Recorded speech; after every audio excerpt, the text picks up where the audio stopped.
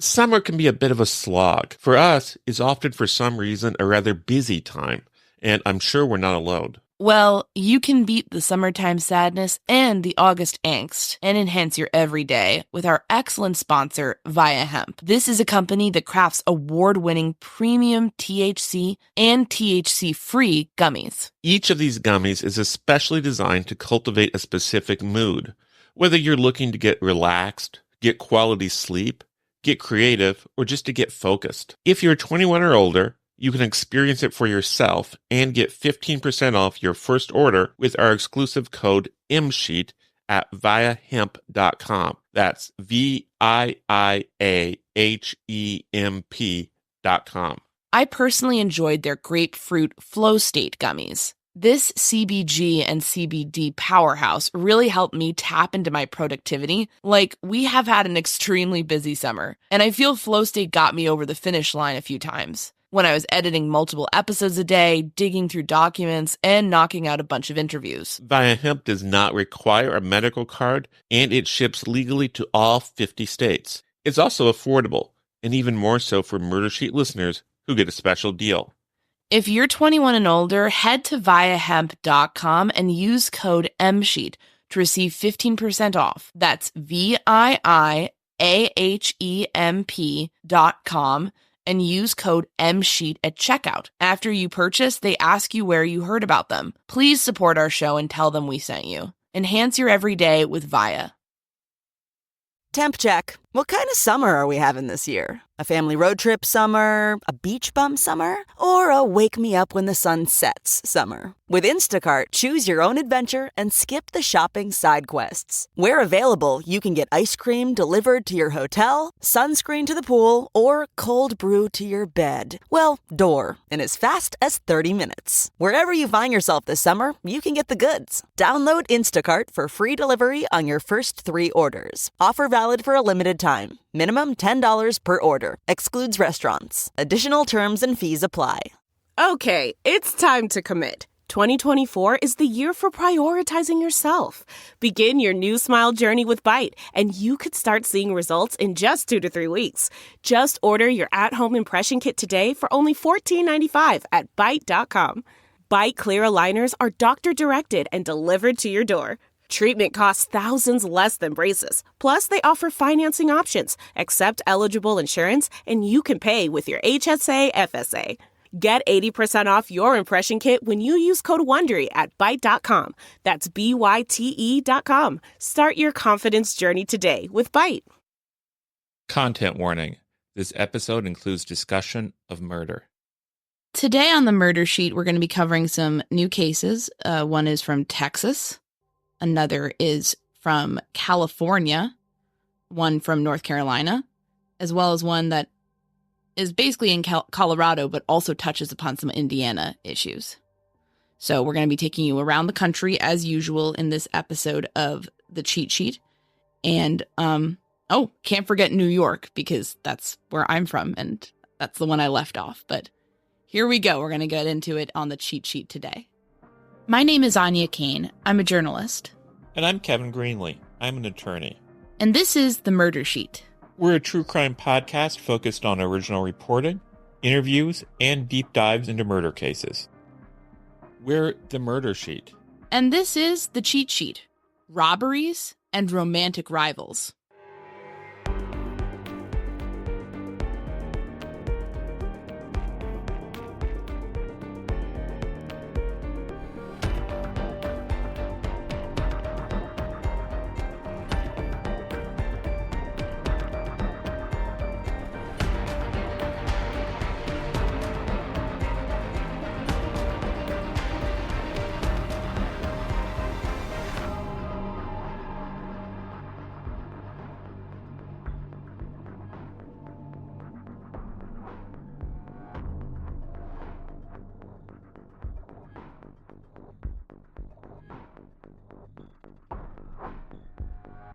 Let's start down in Houston, Texas, with another gas station murder. You really have been finding a lot of gas station murders in Houston, Texas specifically recently.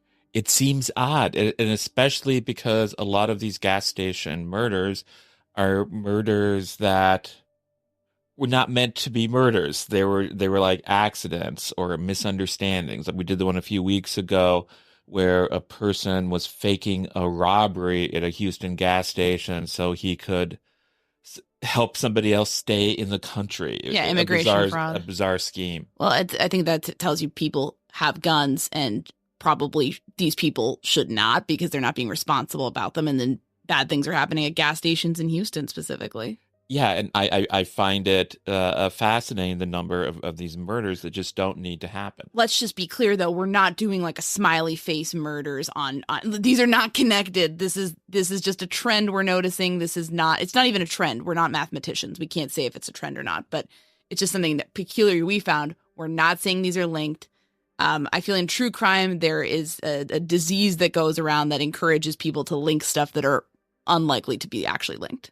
And I just want to say, you scared me to death because all of a sudden your face went white. You started waving your arms. I didn't know if you were having a stroke. I just imagined, like, if I were listening, I'd be like, wait, are these gas station murders connected? And I just wanted to put the kibosh on that. I'm always worried we're going to say the wrong thing, and then people are going to be like, I could just imagine some unfortunate listener in the basement with like a big murder board with it's all linked to like the yarn, the classic detective looking over everything. That's not what we're saying. And somehow cereal would have to be involved. Cereal. They're eating a bowl of Cocoa Puffs. They're just going nuts. So the source for this particular one is abc13.com. It's a gas station murder, as we say. Already said that from Houston, Texas. In this case, the person charged with the murder is a man named Richard Taplin. He is at a gas station, and he's with apparently his sister. Okay. Sister is a person named Sarah Taplin, and there is some sort of an argument that breaks out between Sarah and another female who I believe has not been publicly identified. It's not even clear if Sarah and this woman even knew each other. So as a result of this argument, Richard Taplin takes a firearm from somebody nearby who I guess just happens to have one, and he points it at this woman who is arguing with his sister, and he starts firing. He starts firing his weapon at her. She runs away. She runs, I guess, across the street. Richard keeps on firing, and it's somehow in the course of all of this, I imagine there's some chaos. Other people may be running around. He actually ends up hitting and killing a person, and the person he hits and kills is his own sister. Oh, that's awful. Jeez. And this is the person he was, I imagine in his mind, he was trying to protect because she was getting into a fight with somebody. And so things just spiraled out of control. That's just tragic. It's like God, I mean, my heart goes out to people involved in that situation. That's a really horrific outcome for anything. But it shows you, unfortunately, when you have some kind of situation that's spiraling out of control, adding a gun to that in some instances, maybe that saves the day. Maybe you're able to defend somebody who's innocent or diffuse the situation, but oftentimes it might just make things worse. Yes. And it's just, we keep on finding these cases where people kill someone and it's like they didn't wake up that morning intending to kill someone. Arguably, even at the time they were firing the gun, they didn't intend to kill someone. And this man certainly, I imagine, did not intend to kill his sister. This whole thing started out as some sort of misguided attempt, I imagine, to protect her. And I think it's a matter, too, of like, I think those cases where people didn't set out to kill anybody haunt me in a way, because it's like people's lives just get ruined by whatever's going on, whatever chaos happens. And then they make a bad choice. They make the wrong choice. They make a choice that just leads to an accident, and it all is destroyed. I think it's easier almost when you are dealing with somebody, a killer who's going out to do something bad, because you could just say, well, this you could put them in the bad person category. And when it becomes more complex than that, it's hard. Someone like a Ted Bundy, to pull the famous cliched name. He intends to kill people. He is an evil person. But this, I know nothing about the man in this case other than what I've just shared with you all. But quite possibly he's just a decent guy. He got upset at something going on with his sister, and things got out of hand.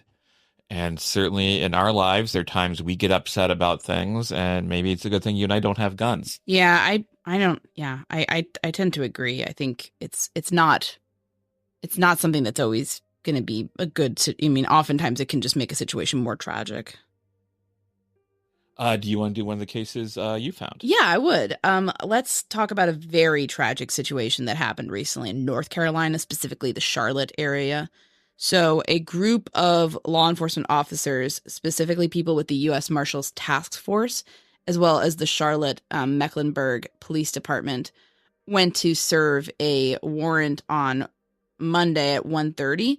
And it was for a man named Terry Clark Hughes Jr., who was 39, and he was wanted for possession of a firearm by a convicted felon, 2 counts of fleeing to elude as well. So this is somebody who the law deems should not have a gun, and there's a warrant associated with that. So these law enforcement officers are going there to deal with it. As they approached the house, Hughes came out and shot several officers with a high-powered rifle, hitting them. And then officers responded by shooting Hughes dead on the front yard. And then what happens next is a little bit unclear. Initial reports say that a second shooter in the house also opened up, hitting some of the officers who came in to help the first group of officers that have been hit. I don't know what, I'm sure there'll be an investigation, obviously. I don't know what's going to be borne out. It's my understanding that there's not another charge that's been handed down at this point, although we should say we're recording this now and it may be published later. So possible we'll need to do some updates coming in the times, coming. But basically the upshot of this is that there was a 3-hour standoff. 17-year-old and a grown woman were inside this house and eventually taken out and questioned after the house was breached. In total, 8 officers were shot, 4 with the U.S. Marshals Task Force, 4 with the Charlotte Mecklenburg Police Department, and 4 officers died. So this is a large group of law enforcement officers dying in this incident. It was a man named Joshua Iyer. He died in the hospital later on. He was a Charlotte Mecklenburg police officer. Two members of this task force were both employed by the state's Department of Adult Correction, and that was Alden Elliott and Sam Palach. And then the last was a U.S. Marshal Service agent named Thomas Weeks Jr. So this is a pretty serious and disturbing instance of multiple law enforcement officers getting gunned down while doing their jobs. It's obviously incredibly tragic. My sources for that were the Associated Press, USA Today, and Fox 35 Orlando. And it's just very sad. My hearts go out to their families and their colleagues.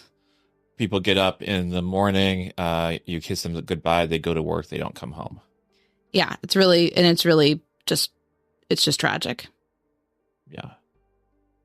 It's a horrifying situation. This episode is sponsored by AutoTrader. Credit scores, down payments, interest rates. Car buying can be a numbers game, but you don't have to be a math expert to get the keys to your dream car. Just use Kelley Blue Book My Wallet on AutoTrader. Crunch your numbers and get your personalized results so you know exactly how much you'll pay each month for your car. It's like having a magic wand for your wallet. Presto! The car you've been wanting is now within reach. So hit the road and leave your calculator at home. Find your next car on autotrader.com. Have you ever covered a carpet stain with a rug? Ignored a leaky faucet? Pretended your half-painted living room is supposed to look like that? Well, you're not alone. We've all got unfinished home projects. But there's an easier way. Thumbtack is the app that makes it easier to care for your home. Pull out your phone and in just a few taps, search, chat, and book highly rated pros right in your neighborhood. Download Thumbtack and start caring for your home the easier way.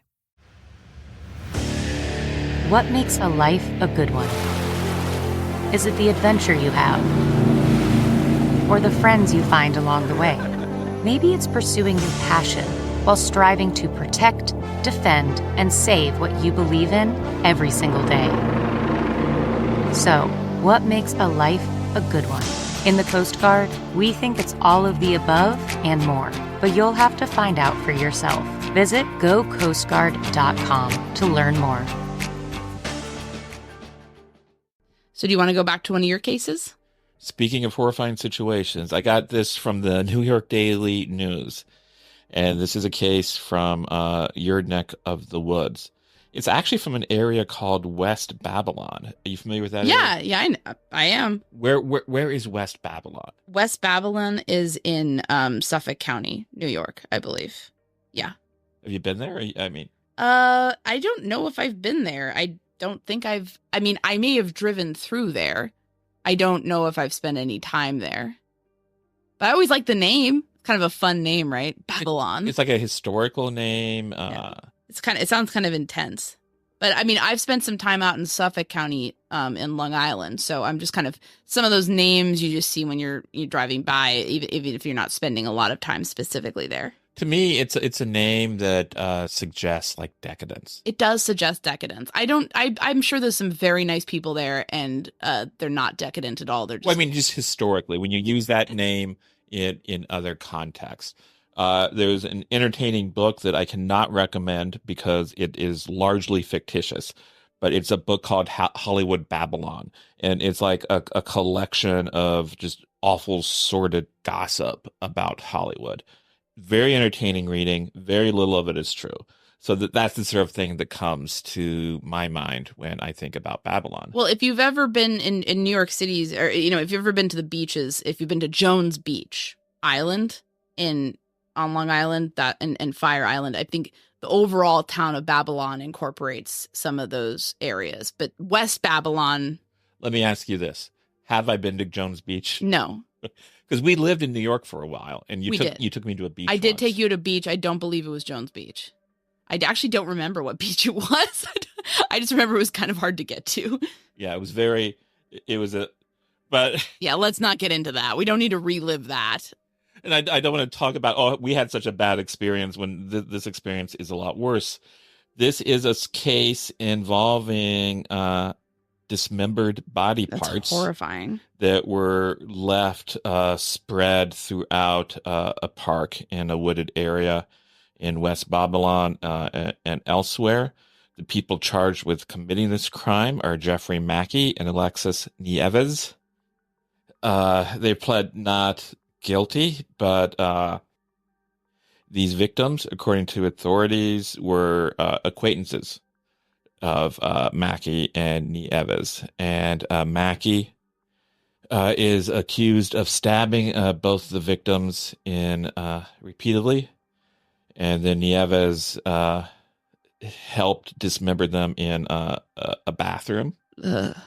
And the DA, Raymond Tierney, said, "I don't think there was a whole lot of thought before the dismembering." And he called that whole business not smart, which is one of many adjectives you could apply to killing someone and then dismembering their bodies. Fair. It's a horrifying crime, and it's not entirely clear what the motive could have been. They all basically, my understanding is, they live together, and Nieves and Mackey, I believe that there's 2 victims in the case, and there's also some political stuff going on here. We often hear in true crime, we hear cases where someone is not charged as quickly as we might like, or this or that might happen, and we're inclined to maybe complain. But maybe we complain on message boards or Facebook, and not much really comes of it. But in this case, somebody who complained was actually the governor of New York, Kathy Hochul, because earlier, before the charges were filed against these 2, they were actually placed into custody and charged with hindering prosecution, and then they were let go. And the Governor Hochul said, quote, the DA should have done a more thorough investigation, brought murder charges or conspiracy charges to commit murder. And she wanted those charges to happen before the couple were let go. And the DA wasn't really happy with that criticism.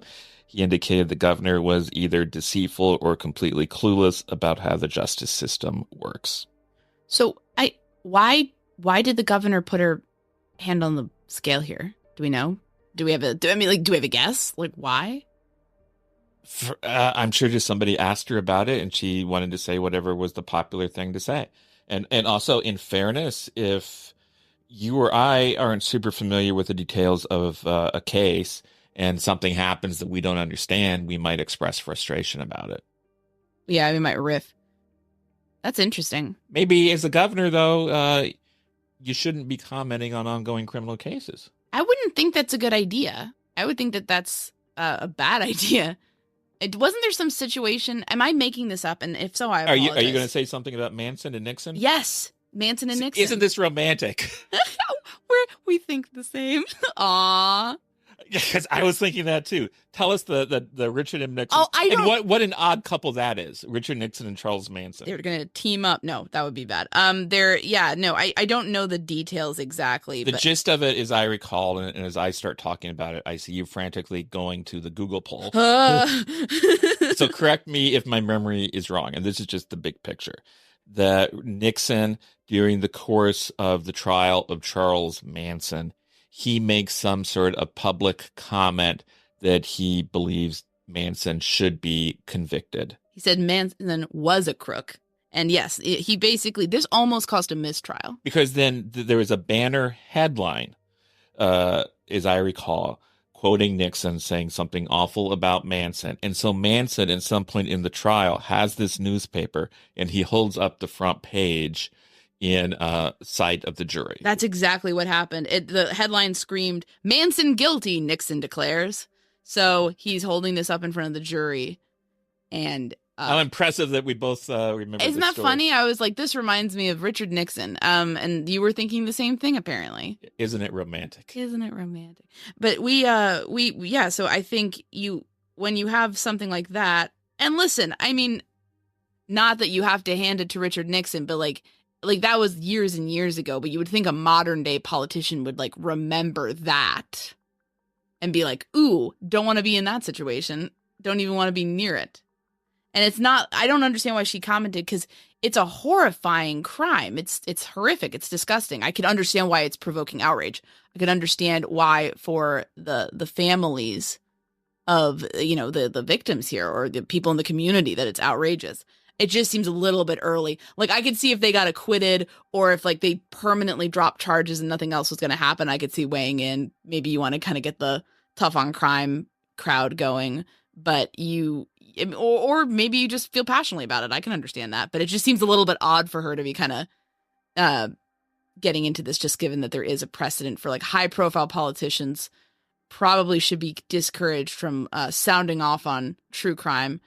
Probably should not be asking, Biden on the podcast anytime soon to, hey, what do you think about this ongoing thing? Because that's a way for things to get complicated pretty quickly. And let's be honest, it doesn't really, no matter what your politics are, in the long run, it doesn't matter what Nixon thought about Charles Manson. What mattered is what the evidence and facts showed. And Nixon, I'm pretty sure that at this time he had a pretty important job that probably kept him busy. But I wasn't like reading up on like the reports. Yeah, so leave it up to the jury. I have a question. Would Nixon be a good true crime podcaster? Okay, you know what? I'm going to put you on the spot. What's the name of Richard Nixon's true crime podcast? No, don't do that. How dare you do that?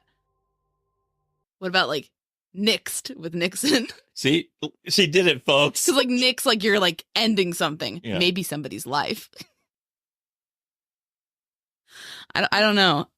I think you'd probably make a lot of enemies, but I'm sure he'd make a list of them. Yeah, exactly.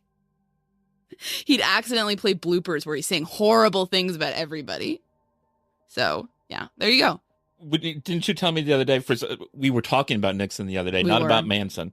Didn't you make the comment that you thought Nixon's Watergate tapes were like the original podcast? No, I did not say that. Oh, my God.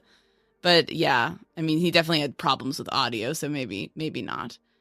Well, so then he'd be a great podcaster, because don't we all? Don't we all? Haven't we all? No. And in case anybody is still listening, I does talking about Nixon just drive people away in droves? We did a whole episode on the assassination of James Garfield. So, I mean, people are used to us being weird nerds. I mean, I would hope at this point, if anyone's out there who's like, I thought these guys were cool, articulate, and on point, I'm sorry, but I think those people don't exist anymore.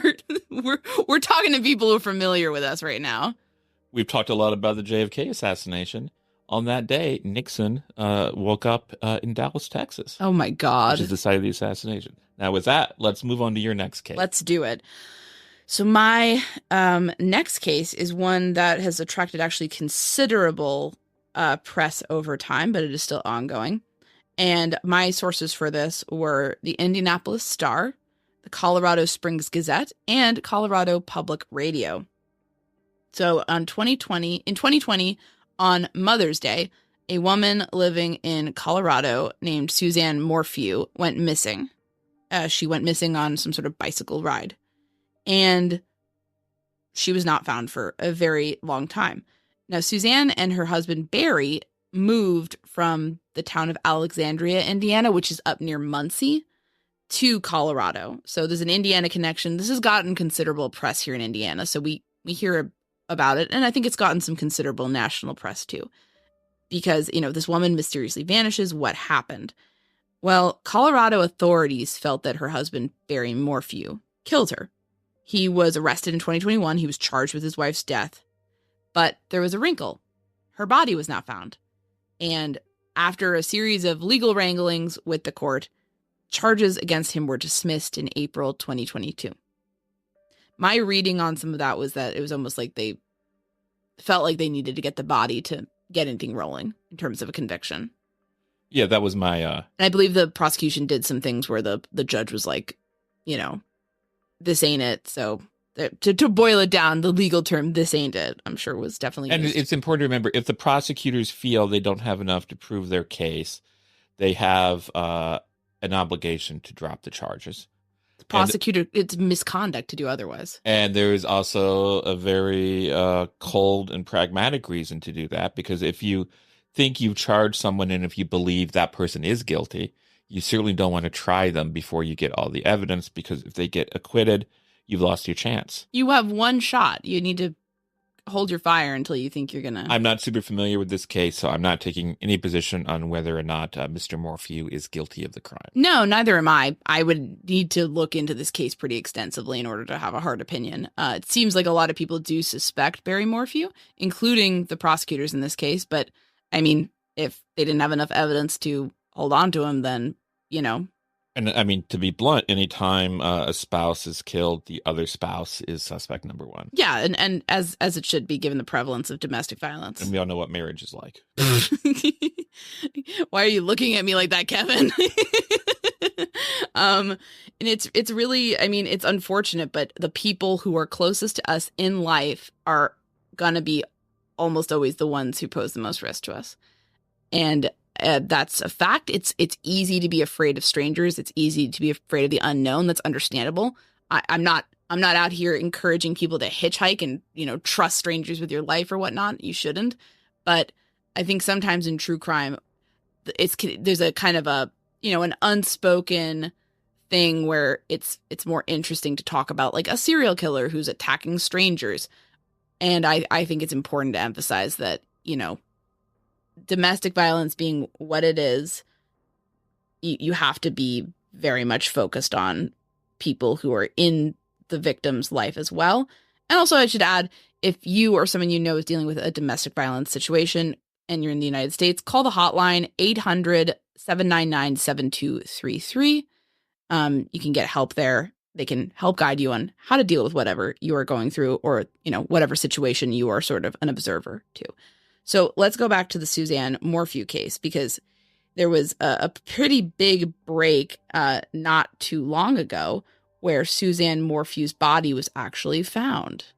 So that's a pretty big deal, where he felt like maybe the lack of remains hindered the prosecution, but then she was discovered, and she was found in a place called Saguache County in Colorado. Sort of sounds like kind of a rural area.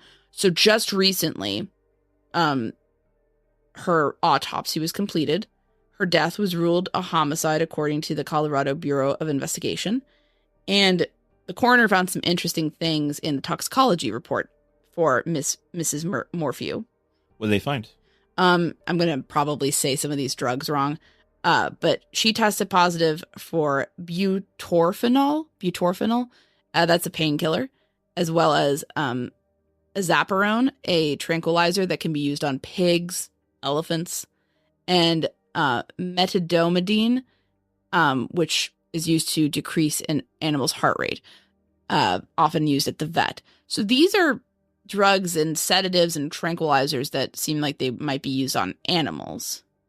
So it's very perplexing and disturbing to have them turn up in the toxicology report of a murder victim. And what's interesting is that Mr. Morphew, apparently, when police searched his gun safe, found a tranquilizer dart gun, empty darts, and needles. Now, what authorities did not find were the tranquilizer chemicals that I described just now in his house. And his explanation for this dart gun was that he used to collect deer antlers, and so he didn't want to kill the deer, though, so he'd hunt with a dart gun and knock the deer out and, I guess, steal their antlers. So it's weird. But, I mean, I'm not saying that's weird. If you do that and you're not killing the animals, good for you. I mean, I don't have anything necessarily against hunting.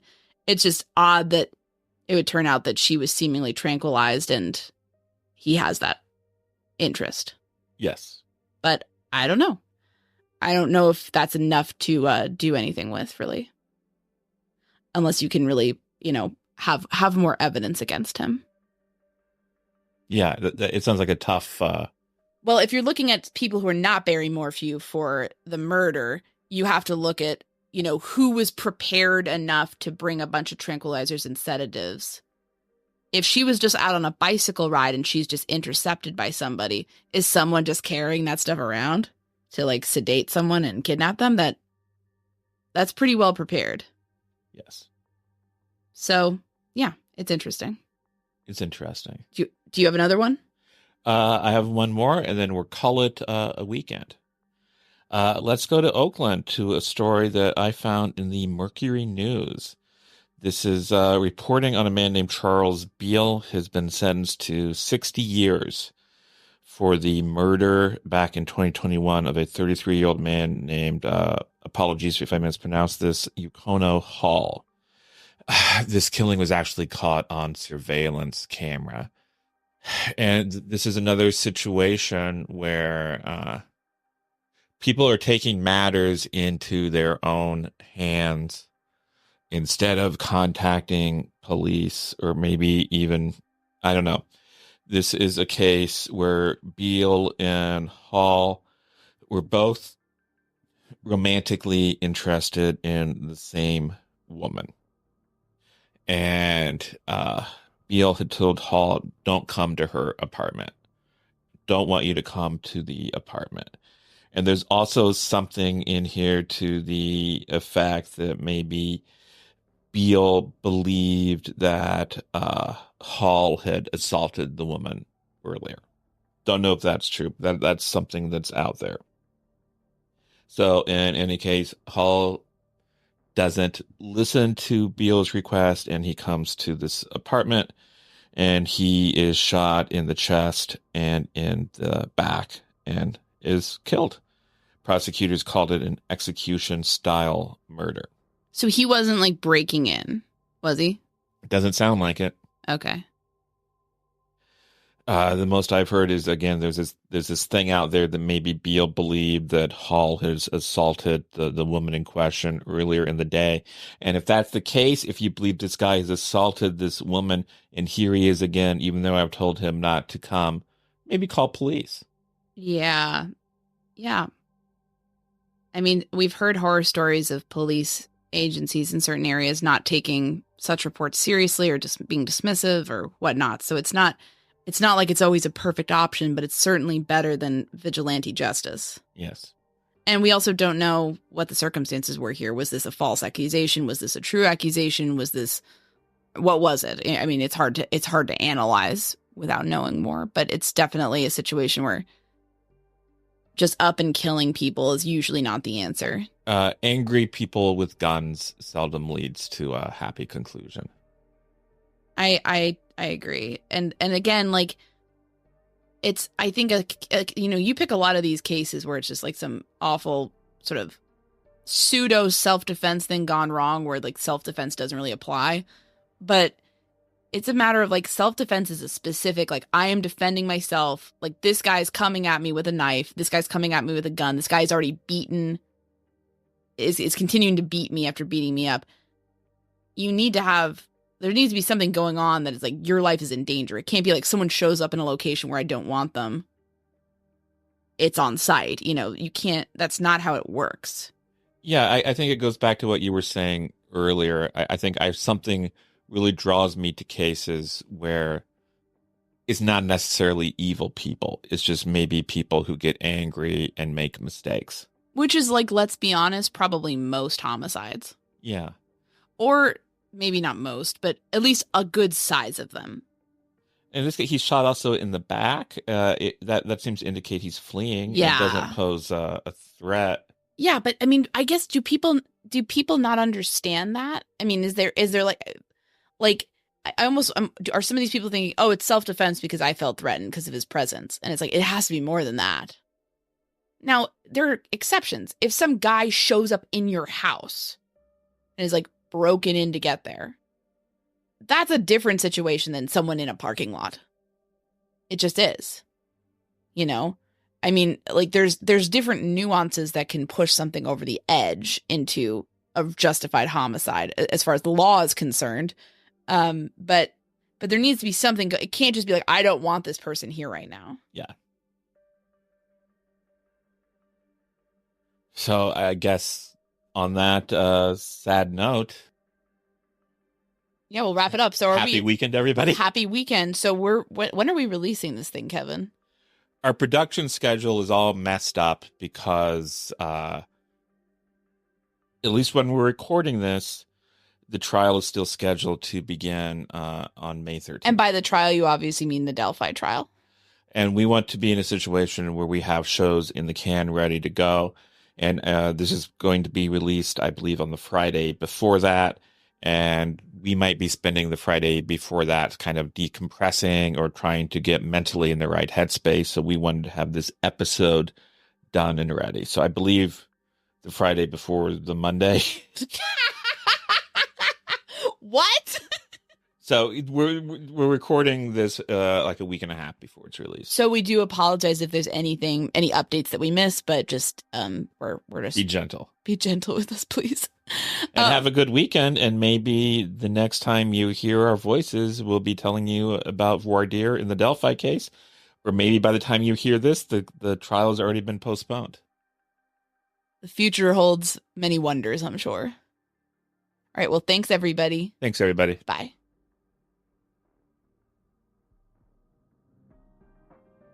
Thanks so much for listening to The Murder Sheet. If you have a tip concerning one of the cases we cover, please email us at murdersheet@gmail.com. If you have actionable information about an unsolved crime, please report it to the appropriate authorities. If you're interested in joining our Patreon, that's available at www.patreon.com/murdersheet. If you want to tip us a bit of money for records requests, you can do so at www.buymeacoffee.com/murdersheet. We very much appreciate any support. Special thanks to Kevin Tyler Greenlee, who composed the music for the Murder Sheet, and who you can find on the web at kevintg.com. If you're looking to talk with other listeners about a case we've covered, you can join the Murder Sheet discussion group on Facebook.